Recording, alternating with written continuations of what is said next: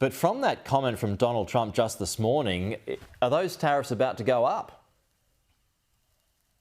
Well, look, I think this has been a situation that's been in a state of flux for some time now. And I think what Australia's doing is to remain deeply engaged with the US. I know that we are discussing the details of what kinds of arrangements we can have with the US. As I said, our starting position is that we believe in a free trade environment.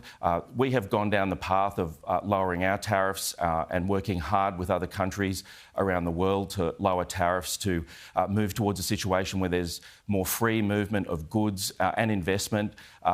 I started out in my public policy career when Australia was leading the way on APEC. We've always been a leader in this space, and so we'll continue to push for that. Sure, but I mean, just back to the point though, I mean, are we now looking at 15 to 20% tariffs, not 10%, going by that statement from Trump this morning? Well, look, I think it's a statement that has been made in a off-the-cuff way. I think we're going to have to see what specifics come down the pipeline. Sure. But what I do know is that right now we are engaging with the US. We're seeking to get the best possible deal we can out of the US.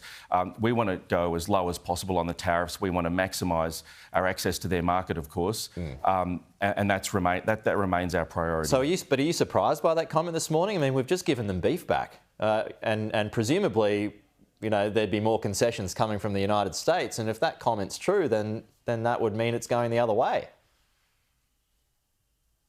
Well, look, I think the situation in relation to what the US is suggesting they're going to impose on other countries globally, not just in relation to Australia, has been changing over the last few weeks and months. So it's not surprising that there'd be a statement that would suggest a change.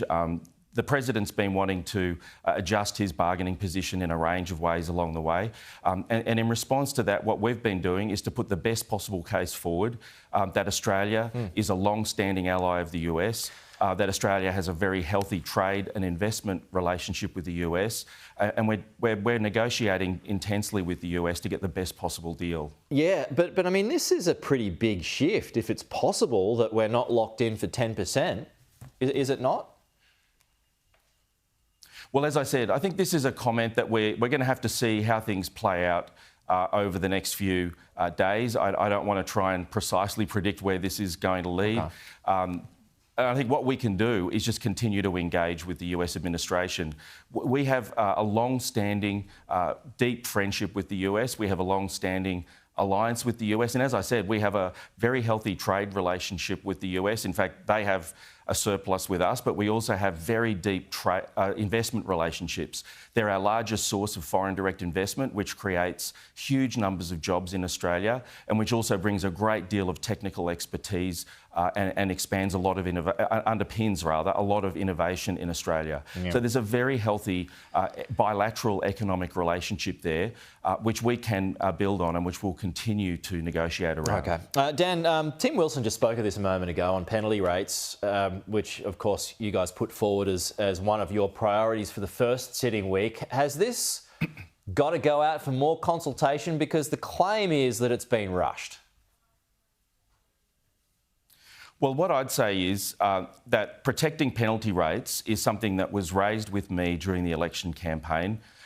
There are so many situations where workers go out of their way in difficult times to provide services. There are so many situations where the rest of us, for example, will enjoy a public holiday. People provide us services on those public holidays. They deserve penalty rates when they're working at those kinds of times, when they're working late at night. Penalty rates are one of the core functions of pay and conditions, and I think it's entirely appropriate that we provide more protection for penalty rates. Okay. This was something that was raised with me by people during the election campaign. It was a very clear commitment, and I don't think anybody could see the last election as anything but a resounding endorsement for our policies for providing more protection and support for workers. Would you be making more amendments to it, or at least open to that? Oh, look, I don't want to comment on the kinds of discussions, the discussions around particular provisions in bills that happen in Parliament whenever a bill is introduced, you'd want to talk to the minister about that. But as I said, the core issue here is very clear. It's a position that we've held for quite some time. We've been absolutely clear in the lead up to the election. And as I said, I talked to a number of people in my electorate and beyond who are very supportive of this measure and see it as a key priority, as do I. Okay. Good to see you this morning, Dan. Thank you. Chat again next week.